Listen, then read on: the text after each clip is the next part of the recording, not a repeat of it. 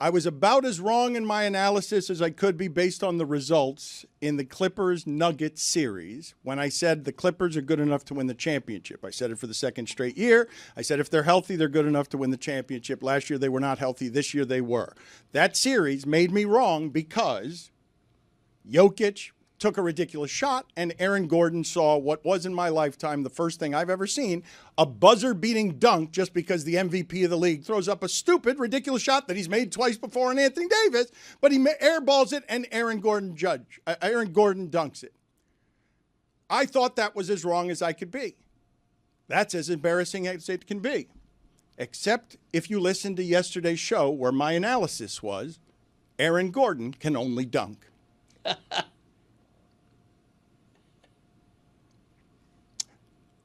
I just saw OKC lose exactly the way the Clippers would have beaten them, by being a veteran team against a young team and savvy and amazing. And that game was the best, obviously, of the night. The Nuggets are champions. That's the best offensive player I've ever seen. Shai Gilgeous-Alexander can challenge with his free throws, but he's going to have to dethrone that ogre. And no one shuts that down. That does not get shut down. And so, Amin, I ask you, that basketball night, how magical was that for you? Mm-hmm. Yeah, got it. Okay. Yeah, thanks for getting to basketball about 2 hours into the show. It's a pretty decent night. Mike just showed me a pretty interesting stat from last night. 2 NBA underdogs of 9+ points won outright on the same day in the playoffs for the first time in the last 25 years last night.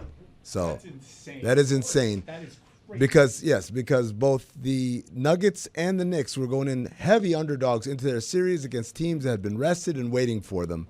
And they pulled it off. And I was actually trying to think about, Dan, what was more improbable.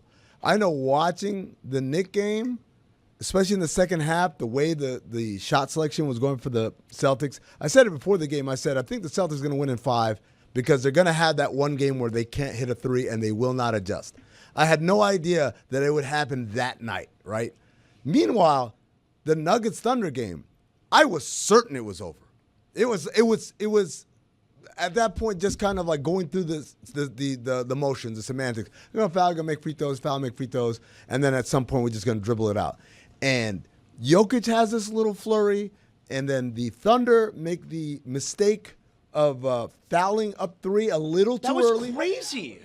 But I'll tell you what, I'll give Mark Dagnall a lot of credit because he said, that's on me. The players executed what we do. This is our culture. We like doing that. We probably started a little too early. That one's on me. Which is, by the way, every coach's creed is, hey, man, we have a game plan. I want you to execute the game plan. Now, if we execute the game plan and we lose, that's my fault. I can wear it. But if we don't execute our game plan, that's something completely different. Can I ask you what would have happened in that spot? If Dagnall, if they don't foul up 3 there with 12 seconds left, and for context, Nuggets have no timeouts, and Jokic is not in the game. Yeah. He's waiting at the scorer's table. Yeah. The Nuggets have the ball down by 3, 12 seconds, the clock is ticking. If they decided, no, we don't want to foul here because, the Nuggets without Jokic on the floor are an all-time terrible NBA team, what would they have done there, the Nuggets? So Dagnall's philosophy is we foul up 3. The part where he said that was on me is that we foul up 3 in the backcourt. Like, that we shouldn't have fouled that early, that far they away. only let like 1 second tick off the clock. one second came off the clock. So that's the part where I think he would agree with you if he had it back.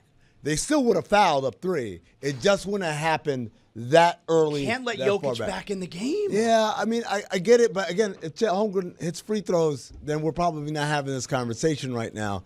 It was great. But Dan, there were 3 things last night from that game that I never thought I'd see. If I could I go through them with you? Number 3, an NBA player telling his coach not to review that call.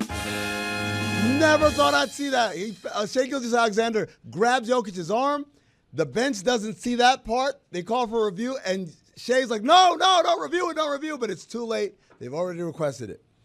Number 2, Russell Westbrook making the right play in the clutch.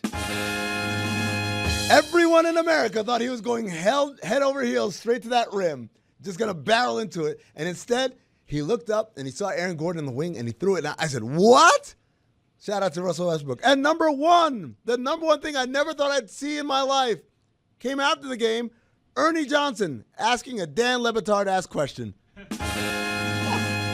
He asked Jamal Murray a question that took about 2 minutes and 20 seconds to get out. The best thing they did on Inside was they replayed just Jamal Murray waiting for the question to end. And he's just like he's nodding and he's closing his eyes and then he's looking around. And I just thought, wow, Ernie's learning from Dan. How about that? Never thought I'd see it. That's funny. By the way, should Aaron Gordon get a statue? Depends. Did they win a title this year? Not yet. But if they do. Not yet. Not yet. No? Okay. I'm just curious. I got to tell you, Westbrook making that pass to Gordon at Oklahoma City, the crowd that gave him a standing ovation as he checked in yesterday, seemingly the only fan base that actually loves him, likes him, loves him, for him to pass up attacking the basket for the game winner, instead passing it out to Aaron Gordon, one of the most shocking NBA plays I've ever seen. I want to ask Amin and pick your brain because you know the history of the game so much. Aaron Gordon, I guess, was a missing piece and is perceived as a surprising missing piece. He's probably not the most surprising active missing piece in the league. I think maybe in terms of all-time history, that actually might be Derek White for Boston, what he did for Boston in that acquisition. In terms of that tier, Aaron Gordon, Derek White, who else in the history of the game have been more surprising championship contributors? I'm guessing you're going to harken back to a time where there wasn't the superstar era and super teams, and there were just role players that were massive for guys. No, I'll give you two names. One guy is active as well, and one guy from the past. The guy from the past, Derek Fisher, out of a small school, Little Rock, Arkansas.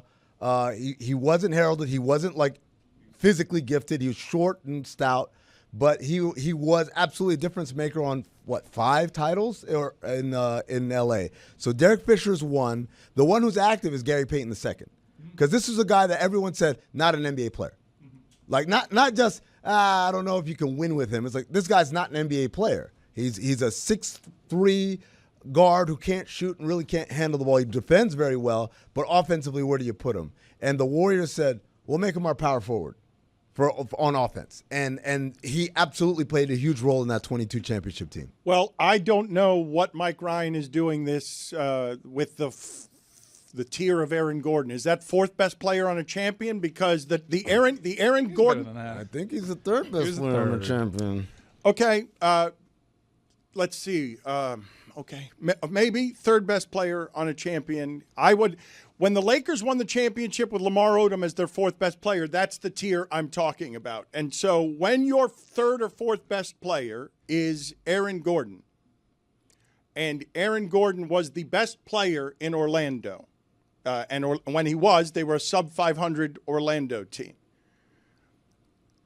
No, I mean they had a couple years where they weren't sub 500. He clearly wasn't good enough to be a number one. I mean, it was a top 3. But it was a top 3 pick, as was Lamar Odom, by the way. That's why those guys, I kind of feel like they just landed. They finally found the right place for them. Maybe not as a franchise player, but as someone who's a contributor. Whereas Peyton and Fisher are guys who are like, this is the guy. That's the missing piece. Well, I guess to whittle it down, what I'm trying to say is like when they acquired Aaron Gordon, very few people were like, oh, that's going to get it done. That's going to put him over the hump. It was met with a lot of skepticism. Like, that's not going to fix it. Right, but of course, but none of us knew what Jokic was there and none of us did. Nobody did. And now what I'm watching, this is the part I want to untangle with you, because what I'm watching from Denver has at its center something that in my lifetime is an unprecedented thing. Who very often makes Jamal Murray and Aaron Gordon or players like them a lot better than they actually are to win a championship, because that's the best offensive thing I've ever seen. So how good is Aaron Gordon? Well, probably as good as get a lot of third guys, put him in there, and if Jokic is the one throwing them lobs, my guess is they're going to be as good as Aaron Gordon. A dunk champion, like a specific skill set. How much better? This is one game against OKC, but OKC now has to go through a champion, and what they have to do is go through that guy. Chet Holmgren, you're great. Your defense is great, but Chet Holmgren, you look awfully thin against that guy. Yeah, but I mean, again, at the same time, I think Oklahoma City's defensive game plan worked for most of the night. Their game plan was, he's going to beat us. He's going to score 40, 50, whatever. He's not going to make everyone else better. He only had, I believe, 2 assists on the night last night. It worked all the way up to like 3 minutes left in the game. Again, Dan, I'm watching that game. There was nothing that indicated Denver's got a run in them and they're making a push. But take here. me through the late game situation, okay? Because the legacies that are defined this time of year, a road win from a champion here is exactly how you put a young, great team in a vice grip on how it is you knock OKC out when OKC's been the best team in the sport the entire season. Yeah. And is now going through Jokic is a champion. Take me through the late game situation that makes it so that OKC just lost a game, people are saying, because their coach gave one away, and he's playing against the team that fired its coach and is going after a championship because they're saying, we don't need any coach. That guy was making it around Jokic, and we needed to get the smell of that out of the room. Well, I mean, I think there's a lot going on. When you want to talk about Denver, David Adelman talked about how everyone kind of stayed together. He said even as we were talking in those huddles and being emotional, it was all about what can we do better, not like, hey, man, you got to do – it wasn't a lot of finger pointing. And I think that happens in part because you lose a czar of a leader in Michael Malone. It becomes more collaborative maybe than it was before. You got to give Coach Adelman credit for fostering that environment. We talk about the Thunder, again – the fouling up three thing played a part. It wasn't the whole part. They gave up some easy baskets. Jokic kicked it up a notch. He went 4 of 6 on a 12-2 run in the last 9 minutes of the game. So he's a great player. You're not going to bottle him up forever. I think what it is the Thunder played an easy opponent in the first round, and now you're playing against a team that can legitimately beat you. And there's a difference there because it comes down to execution on both sides of the ball, and you can't let up your foot off the gas. And they did that at the end. They played perfectly for 44 minutes, and then it's exactly how a young team loses to a champion. Well, that's how you go. But thankfully, it's not one and done. There's 6 more games, perhaps. I think it's a pretty massive error, the fouling up 3 there with Jokic waiting at the sideline. I'm stunned that I am stunned that Amin is sitting here and not crying foul the way the internet is at the mishandling of a late game situation because you're having the perspective of no, the players decided that game. Yeah, because yes, it was a mistake. Yes, it made things more difficult. It wasn't like Jokic came in and hit 2 threes and that's how they lost the game, right? They're an historically awful team when Jokic is not on the floor, and the game was on the line. I get it. I'm not saying that I would have fouled in that situation. I'm saying when he says our culture, our philosophy is we foul up 3. And he says that one's on me that we fouled that early. But he wasn't saying it's on me that we didn't change our philosophy in that moment, which is what should have happened. No. I mean, he won 68 games, dude. I think That's the thing. 68 games just gave away home court. Yeah, and you win one in Denver, and then all of a sudden you got it back. That's a crazy thing when people say, "Oh, home court." It's like, okay, you lost home court. All you got to do is win one over there, and all of a sudden you got it back. I know, but that's a worst case scenario for OKC in the second round of the playoffs. To have to win one at Denver? No, what I'm just saying is what happened last night. I mean, basketball heads like you look at OKC and say, yep, have all the things you need to beat Boston and win a championship. That team is ready to win a championship. Is it? Yes. Okay, because last night starts those guys have been giving fun interviews all year. They're a young team. It's great to watch them, and they're fun. But now you got to beat that player on a team that doesn't even need a coach because they got that player. And what they did is got rid of the coach so that player would be unbothered by, hey, get that stink out of here. We know who runs this thing. I just feel like, well, unless you're telling me that Denver's going to win 3 straight games here, like Oklahoma City's not going to win any more games. Like, guys, this is the playoffs. I don't know how to explain this to you. It's not March Madness. Like, teams lose a game 1 at home and then come back and win that series. Now, if they lose game 2, now we can have this, oh my God, young team, they're in deep conversation. They lost a game. I don't feel any more in jeopardy about that than the Celtics should or the Cavs should, having lost their game 1s.